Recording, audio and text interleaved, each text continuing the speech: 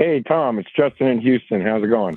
Good. Justin in Houston. What's up, Justin in Houston? How's Houston tonight? Oh, not bad. It's, kind of pleasant for this time of year, actually. What is it? 130 degrees out? Yeah, about that. But with a breeze. Yeah. Yeah. So you're looking like a real what? A real Texas fan, wearing your Buc-ee shirt, drinking your Dr. Pepper. Well, I'm wearing a Buc-ee shirt. Yeah. I didn't go to Buc-ee's in Texas, though. I went to Buc-ee's in Tennessee. Oh yeah, they've moved around now. We go into this Buc-ee's. We finally pull in, and I'm like, what is this? It's the most bustling place I've ever been in my life. It's like that department store in London that I went to that nobody supposedly actually goes to. Harrods? Was that it? Harrods? It sounds familiar, but Yeah. I haven't visited. But you go London, there and so it's just a million people acting like animals. And that's what Buc-ee's was. Buc-ee's is the American Harrods. Okay. People are going nuts at Buc-ee's, and they're buying shirts, and they're buying pants, and they're buying hats, everything with Buc-ee on it. See, this is Buc-ee. This is the mascot, Buc-ee. And they got food going where they got brisket. Who brisket sandwich? We got a meat sandwich. I'm so hungry. I get to this frickin' Buc-ee's. I'm so hungry. I swear to you, look, I don't eat meat. I eat fish. I can find something to eat everywhere. Except Buc-ee's. For some reason, Buc-ee's has decided to not have a sandwich without meat on it. I had to eat a burrito at Buc-ee's. I didn't go there for a burrito, but now I'm eating a burrito, apparently. A weirdly spicy burrito at Buc-ee's. Would it kill you to have a fish sandwich, Buc-ee's? A tuna? You can't have a tuna sandwich? Okay, a tuna sandwich. I was going to say, it might kill you to have a fish sandwich at Buc-ee's. I'm looking for a tuna sandwich. Buc-ee's, you got egg salad sandwiches. You got chicken salad sandwich. Whip up a tuna sandwich, Buc-ee's. I was SOL at that Buc-ee's when it came to food if I didn't get that burrito. And I was looking everywhere. Everywhere. Nothing. And then suddenly, I didn't want eggs. You know what? They didn't have egg salad. You're different part of the elephant. You're absolutely right. I would have gotten an egg salad sandwich. They didn't have it. I said egg salad. They had chicken salad. They did not have tuna or eggs. I would have ordered an egg salad sandwich in a second. So then you see, all of a sudden, I see this like statue of Buc-ee's, like a giant stuffed animal statue of Buc-ee's. And you realize there's somebody inside that Buc-ee's costume trying to do that old fake out when people walk by. Then they move. Thinking they got, there's a statue of Buc-ee's. They didn't get me. Because you know why?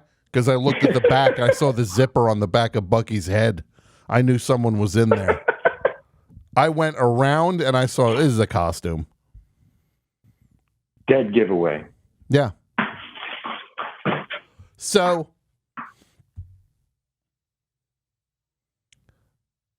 I says to Julia, it's like, we got to get a picture with Buc-ee.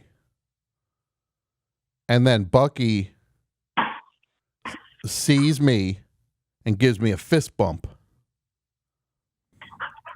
And Buc-ee sees Julia. He takes her hand and Buc-ee leans forward and kisses her hand. I didn't realize Buc-ee No, was that's out of line. Buc-ee was so debonair. First of all,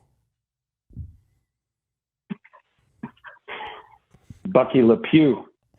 This is Pat from Philly. Pat from Philly, how's it going, Pat? It's going good, Tom. I was just watching Don Felder from Tampa, Florida, May 31st, full set, 4K. Someone put the whole show up. This is Pat Finnerty, isn't it? Right. How you doing, buddy? One, Buc-ee's worked on me as well. It either works or it doesn't, and it worked on me so much that I wrote a theme song for Buc-ee's that I'll send to you if you want to listen to it. Okay. That's how much. Yeah, that's how much it worked. I think it's because there's nothing going on out there, and then they do the whole thing where it's like 200 miles, it's coming. You know what I mean? And then you fall for it. Yeah. I used to fall for South of the Border, Pat. Yeah, so did I. Now, South of the Border was a true bait and switch. Like, it's pretty much just the bumper sticker, isn't it? Like, is there anything but that bumper sticker? You get to South of the Border, which is in South Carolina, I believe. You drive halfway across the country, and it's this disaster area. It's so run down and awful. And they're South of the Border is like 200 miles away from South of the Border. My whole life, I would see these billboards be like, one day, Tom, one day you're going to go to South of the Border. And you get there finally. Talk about a dream dying hard.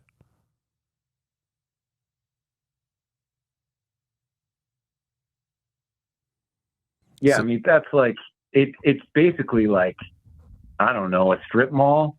Yes. With I don't know, like 2 chairs or something like that, and like you could get a cowboy hat. Like, there's more to offer. Like a rest stop has more stuff. A rest stop has like newer stuff also. Like, you could get like a dusty jar of salsa that they make. Right. Be like, what? I'm not going to eat that stuff. No, thanks.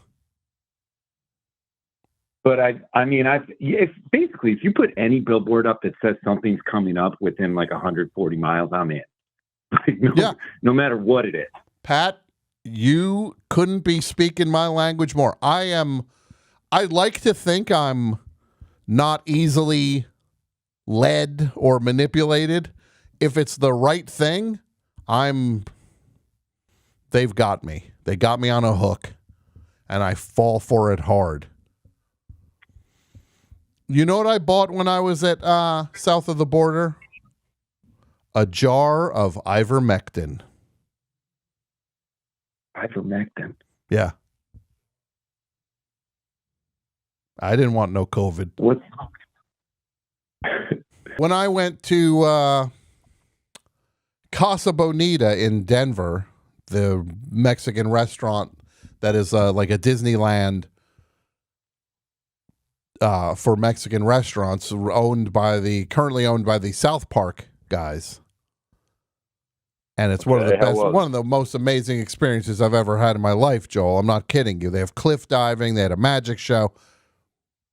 They had a puppet show. They got so much going on there. And so we go into the gift shop, and there's a guy in the gift shop who says out loud, and proudly says to his partner for the evening, says, "Welp, consumerism is alive and well." And you're just like, hold on. It took you getting to the gift shop here to realize that this was a for-profit endeavor? Well, maybe he expected a free shirt for his patronage. I don't know. Joel, I don't know what it was, but it was just like, all right. No, I know what I did. I called him Noam Chomsky. Hi, this is Genevieve from Minneapolis. Genevieve from Minneapolis. How's it going in Minneapolis tonight, Genevieve? It's going pretty well. Thank you. What's the weather like there? Kind of rainy. Rainy? Rainy and wildfire smoke. Sounds like a magical combination. It's real lovely. Yeah. That way the smoke gets kind of pushed down by the rain. Mm-hmm. What brought you to the show tonight, Genevieve? I wanted to talk with you about House on the Rock. Yeah. You said you went there and you were amazed. And I have a story to share about it. Okay. I'm ready. House on the Rock is in the middle of Wisconsin.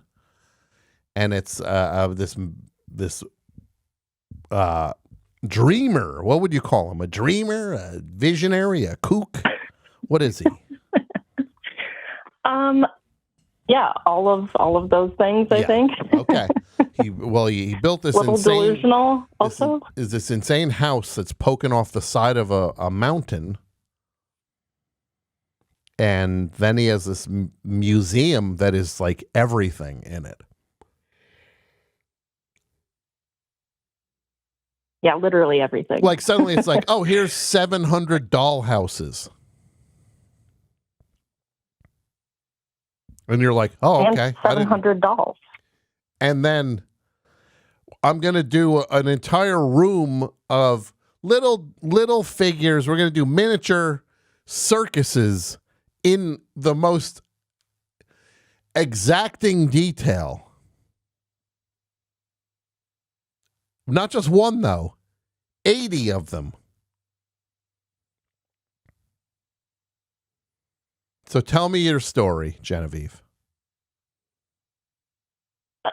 So my partner and I got engaged, and we were joking about maybe being able to get married at House on the Rock, but not telling them. So just picking a spot and going in and doing it. And we did some research, and turns out that's totally legal. So we arranged for some friends and my older parents to come, and we went through the house.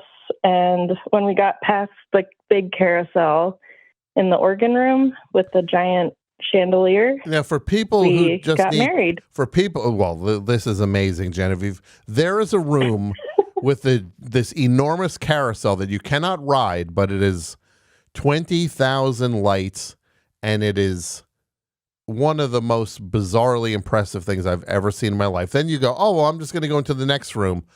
And it's this weaving stair, like kind of like rampy room that is like multi-floored. Is that what you would call it, right?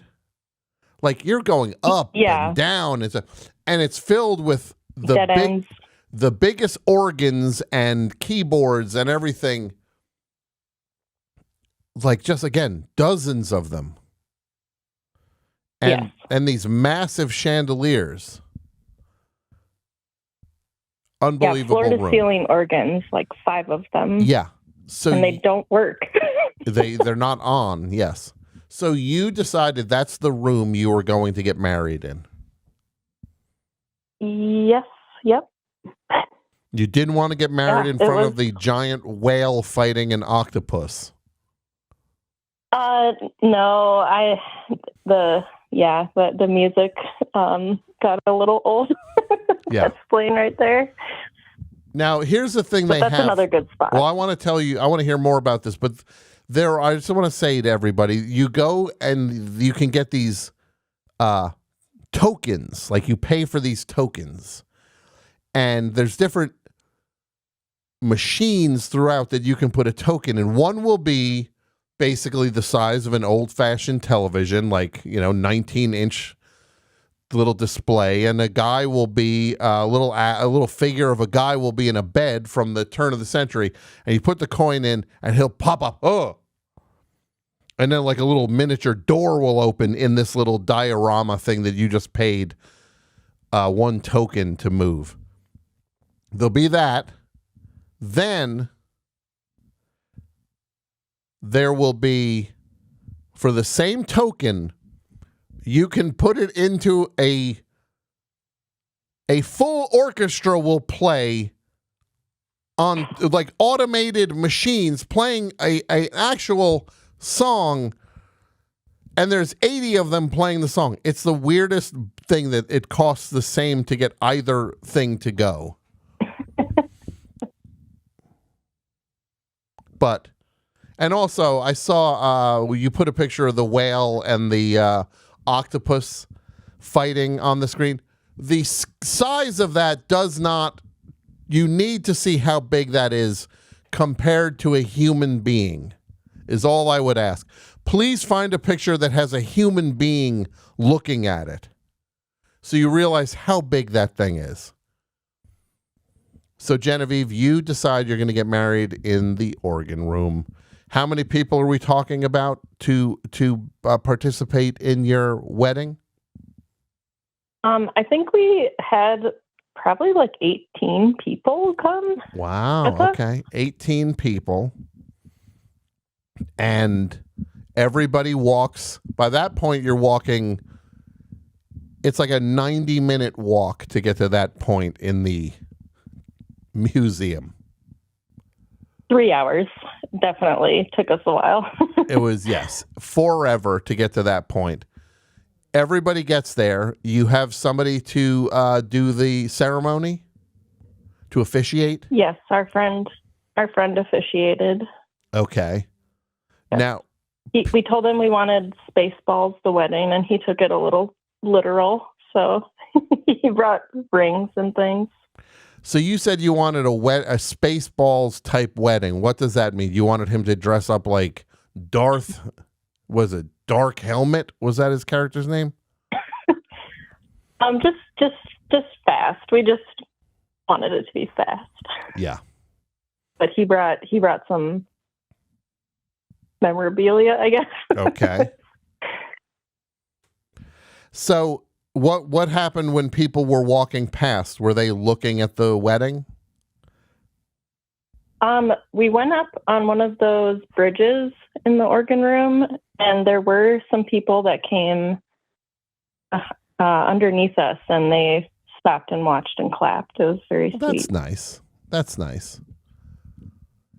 That's very cool. You got married at House on the Rock. Now, yeah, where did you spend? And they had no idea. Where did you spend your wedding night? We stayed at this Swiss chalet in New Glarus, Wisconsin. Okay. That you can rent. It's very nice. It had probably 8 bedrooms and a sauna. So you chose to not stay at the Don Q Inn. Oh. Yeah, my partner wanted to. I don't want to touch those beds personally. Now you spent a lot of time in Wisconsin. You're familiar with that area. Please tell everybody what the Don Q Inn is, Genevieve. It's a themed hotel with some pretty racist rooms and then some non-racist themed rooms. And some non-racist ones. I didn't know about. And some non-racist ones. I didn't know about the racist rooms there. Oh, yeah. There's just some questionable themes. Have you ever stayed at the Don Q Inn? No, I have not. Genevieve. I have friends that have. They liked it. Genevieve, how many people on this call do you think have stayed at the Don Q Inn?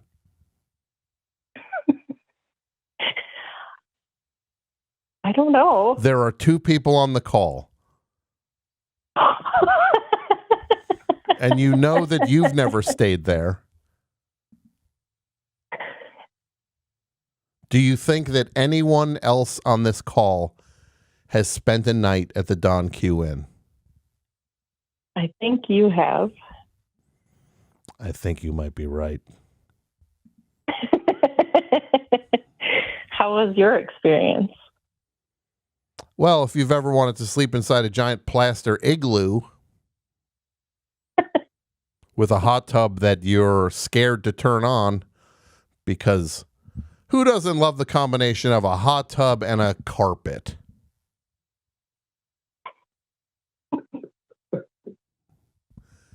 Please find a picture of the igloo room. There you go. That's it. I slept on that bed.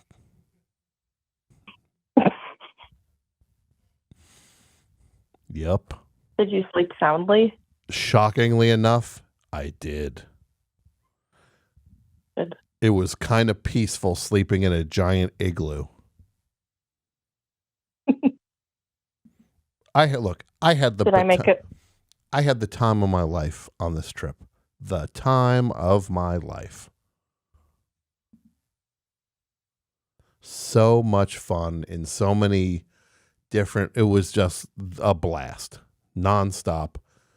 I hope if in my life, if I ever get to match the amount of fun that I had on that trip, then I will be incredibly lucky. But that place, the Don Q Inn, it has a giant plane out front. Is that correct, Genevieve?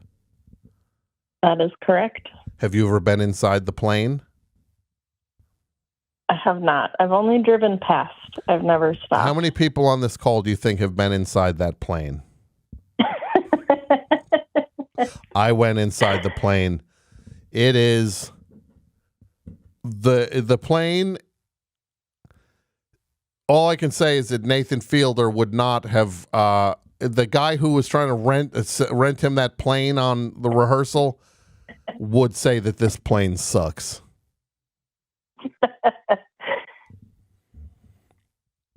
Yeah, it was gross being inside that. There's clearly animals living in there. Oh, man. Clearly animals. Did I make a mistake by not staying at the Don Q? I still think you have an opportunity. It's still in business. Blaine in the chat just said, I slept on that bed. Now he said the Don Q Inn is suddenly booked solid for 3 years from freaky friends of Tom.